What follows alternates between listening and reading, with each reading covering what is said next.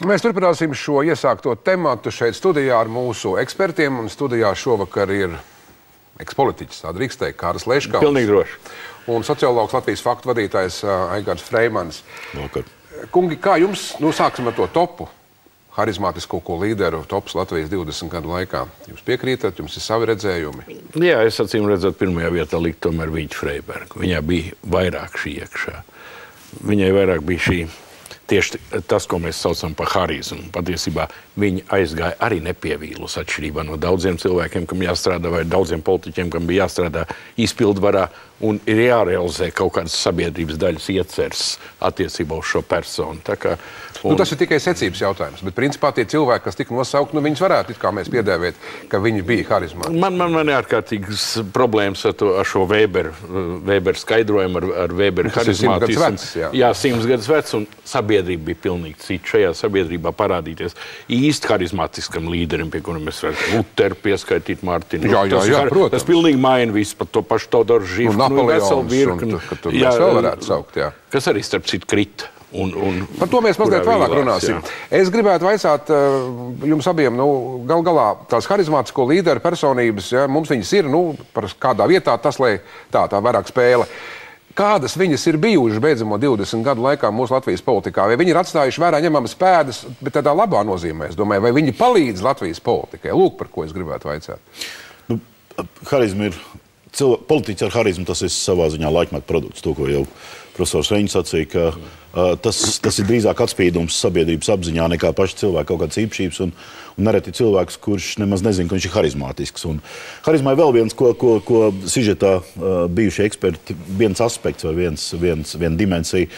Harizmas mēdz dzīvot ļoti ilgi pēc tam un turpina strādāt pēc tam. Piesauktais Kārlis Ulmans, es domāju, ka viņa harizma mūsu vēsturē joprojām piedalās. Varbūt ne tik spēcīgi, kā tas bija 80. gadu beigās, 90. gadu sākumā, kad tā viņa harizma patiesībā lielā mērā virzīja pat politiku uz priekšu. Viņa rādīja kā uz vienu no tiem politiskiem modeļiem.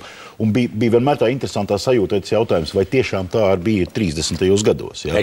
To mēs nezinām. Mēs jau ļoti precīzi zinām. Es gribētu pateikt, ka Ulmaņkungs ar mokām caur partiju listēm tika iekšā 4. saimā, un īstā viņa harizma, un tā ir nākotnes harizma, kas sāk strādāt pēc tam, kad viņš paņēma varu.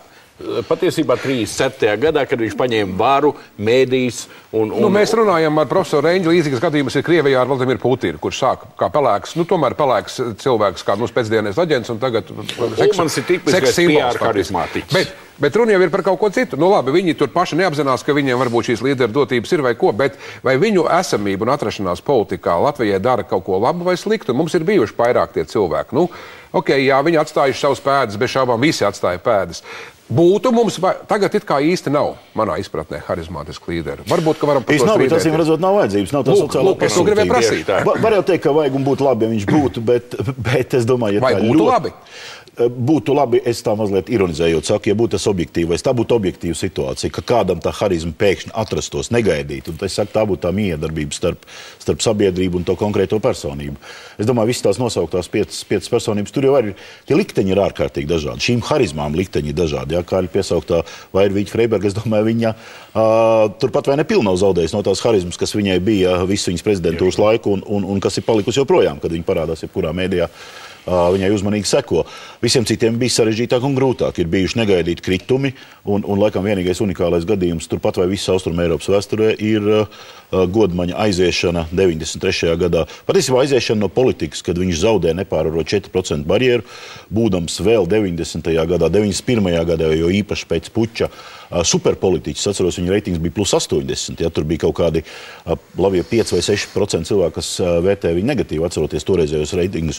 Un tad ir 93. gada maijas 5. saimnes vēlēšanas ar 4% barjeru, un Tautas fronte, kuras līderis ir Ivars Godmans, netiek pāri.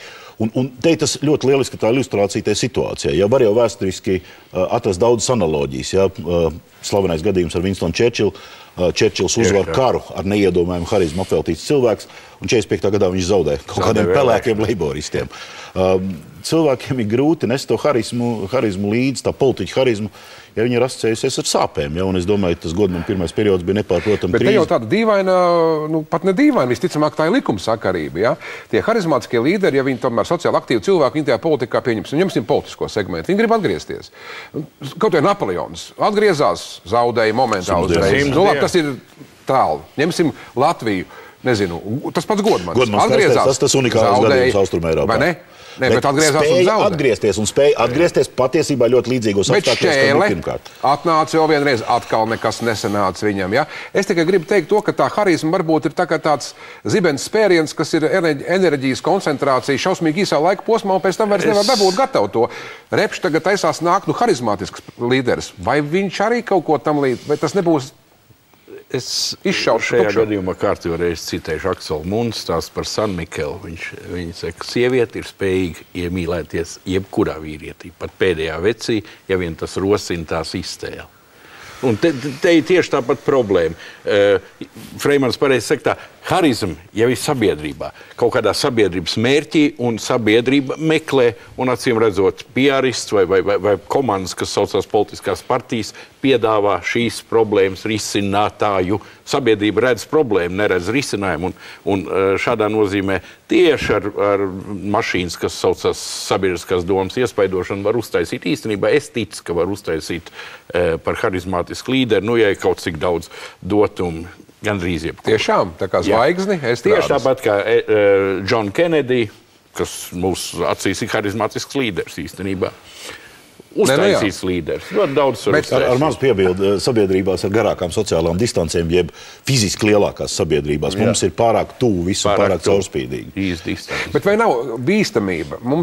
Es joprojām, laikam, varbūt es kā personīgi šeit, kā žurnālists, kas taisīju šo sižetu, es joprojām uzturu spēkā savu domu, ka man šķiet, ka mūsu sabiedrība tomēr grib to harizmātisko līderi. Bet vai nav bīstamība? Jo viņš brīžiem taču varbūt pats to neapzinoties. Viņš ir tik kontroversāls varbūt, ka viņš var ievest mūs arī negluži tajā saulītē, bet purvā kādā. Jebkurš individs un jebkurš sabiedrība grib kādu, kas atrisinātu tās problēmas, ko viņi paši nespēja atrisināt. Ātri un uzreiz. Ātri un uzreiz, jā, tas sabiedrības vēlme. Un, ja šīs risinājums tiek piedāvāts un risinājums tiek veikts, sabiedrība lolo šo harizmātisko līderi, un mazākā kļūda vai mazākā nespēja vai mazākā vilšanās viņam liek krist tajās Freimaņa mērītajās reitingu bedrēs. No plus 80 uz mīnus 80. 1-2. Bet, jā, par to, vai viņš var, prasti sakot, vai viņš var savārīt mēslus, ja? Jā. Vai viņš var kaut ko nodarīt ļaunu. Es domāju, ka pie mūsu demokrātiskās sistēmas tā iespēja ir ārkārtīgi maza. Vai patiesībā nekāda, jo politiskās elites ietvaros konkurence visdažādākajos līmeņos, publiskajā daļā un arī tajā neredzamajā kuluāra daļā ir ārkārtīgi liela. Un es domāju, ja parādās kaut viens harizmātisks līderis, tad tūlīt izveidojas, varētu teikt, viņa antiharizmas grupa, kas darīs visu, lai jebkurā mirklī viņu nogāst. Un ja viņam parādīsies kaut viena autoritāra ievirze, kur viņš mēģinās realizēt caur to visu likumdošanas procesu un to procedūru, garo procedūru tīklu, tad viņam tas neizdosies. Viņš noteikti kritīs. Un harizma, tev sākumā bija tā tēze, ja, kad personības loma vēsturē. Ja. Es neatceros, kurš no lielajiem vācu klasiskiem filozofiem bija teicis, ka demokrātija parādās tad, kad mēs sākam kaut ko runāt par personības lomu vēsturē. Parasti viņi pirms tam ir absolūti un pa viņu nav vērts runāt. Ja. Tā kā tas demokrātiskās sabiedrībās jau patiesībā arī parādās, jo Webers jau daudz runā par demokrātiju un pats mēģina darboties nesekmīgi politikā, būdams starp citu harizmātisks zinātnieks, bet nekad nekļūdams par harizmātiku politiku. Mēs, kad gatavojam šo sižetu, mēs šausmīgi ilgi ar kolēģiem strīdējāmies pat stundu, gan arī līdz aizsmakumam. Tur bija dažādas teorijas, kurš ir, kurš nav tas līderis. Nu, redz, katrs redz to savādāk. Mēs pat aizrunājāmies tik tālu, ka sākām latviešu folkloru ņemt, latviešu literatūru. Mēs konstatējām, ka Lačplējs nebija harizmātisks līderis. Tā mēs nonācām pie tāda secinājuma. Bet Antiņš tajā pašā laikā bija. Bet ja tas ir literatūrā jau iekšā, literatūrā šie galvenie varoņi, viņi taču būtībā ir harizmātiski līderi. Un ja mēs lasām to grāmatu, mēs taču gribam līdzināties tam visam.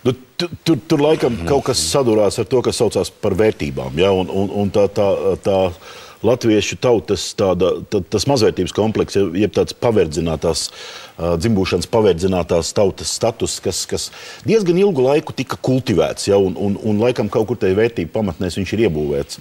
Iebūvēts tur parasti tie mazie varoņi, antiņveidīgie varoņi, sprīdīšveidīgie varoņi, tādi, no kura negaida, bet viņš kaut ko izdara, bet neizdara pārāk daudz, bet izdara tie tiek augstāk vērtēt nekā lačplēsis, kas patiesībā... Nu labi, mums vēl 2 minūtes apmēram saruna, pat mazāk Repše. Viņš grasās, pēc viņa beidzamās intervijas, kas te kaut kur nedēļas nogalē bija vienā no televīzijām, tur jau vairs pat nav īsti šaubu, vai viņš tur dibinās. Viņš skaidri un gaiši saka, ka laikam nāks. Atnāks vēl vienreiz harizmātisks līderis, būs, kas viņam ir izredzis? Dievs, pēc savas būtības mūsu proporcionālā partiju vēlēšana sistēma pēc listēm īstenībā nedod vietu nācijas līderiem. Nav nācijas līderis. Ir politiski līderi, ir grupu līderi, ir viedokļu līderi. Un šai gadījumā es pieņemu, ka Repšem var iznākt. Repšem var arī neiznākt. Šķēlem iznāca 3 reizes, kā mēs zinām. Divas bija tā, bet tā trešā jau pa īstam nesanāca. Pirmā reize Šķēles rokās bija pilnīgi cita resursa. Es pieņemu, ka Repšem var izdoties, var neizdoties. Nav tik būtiski vairāk. Īstenībā tas vairs nav tik būtiski, jo Repše nekad vairs nebūs nācijas līderis. Kāds viņš arī īstenībā nekad nav bijis. Viņš ir bijis premjerministrs tam līdzīgi. Bet viņš tomēr, Repšes fenomens 2002. gadā lielā mērā sakņojās viņa darbībā 80. gadu nogalē, 90. gadu sākumā. Viņš patiesībā bija kā tas atmodas laiku tīrās ētikas konservas, kas pazuda uz 10 gadiem pazuda Latvijas bankā, un tur parādījās, starp citu, arī tā mans piesauktā sociālā distance, jo mēs pa viņu nezinājām gandrīz neko. Bet mēs zinājām, ka Elats, tas ir vienīgais pozitīvais simbols, un tad tas konservs atnāk vaļā, atkal ir svaigais gaiss, atkal ir sajūta, ka viss būs tīrs, sāksies no nulles, visiem vienādi, viss būs labi. Tas bija tas viņa harizmas brīnums, kurā viņš ielika iekšā arī to racionālo saturu. Cīņa ar korupciju. Kas viņam ir tagad? Redzēsim, kāds būs piedāvājums. Visbeidzot, pavisam īsi vienā teikumā, kā varat atbildēt. Bet taču tās partijas, kurās ir, harizmātiski atstāsim, tie nav daudz, bet spilgti līderi, tās taču tomēr iegūst attiecībā pret pārējām. Neapšaubām, spilgtām personībām partijās ir jābūt, jo citādi šīs partijas ir nepamanāmas, jo piedāvājumi ir vai nu līdzīgi, vai tā skrupulozi skatoties nav nekāda. Un kurš viņus tur lastās programmas, vai ne? Es piekrītu, jā, ir politikas, viena no pamatlietām ir komunikācija. Politiķa pamatlieta patiesībā ir komunikācija. Mute baro. Un tur tai personībai ļoti, ļoti liela nozīme. Paldies, teikšu jums par sarunu. Kārlis Leškalns, Aigars Fremans bija šovakar mūsu studijā. Redzēsim, kā tad Latvijas attīstībai veidosies šīs nākotnes iespējas.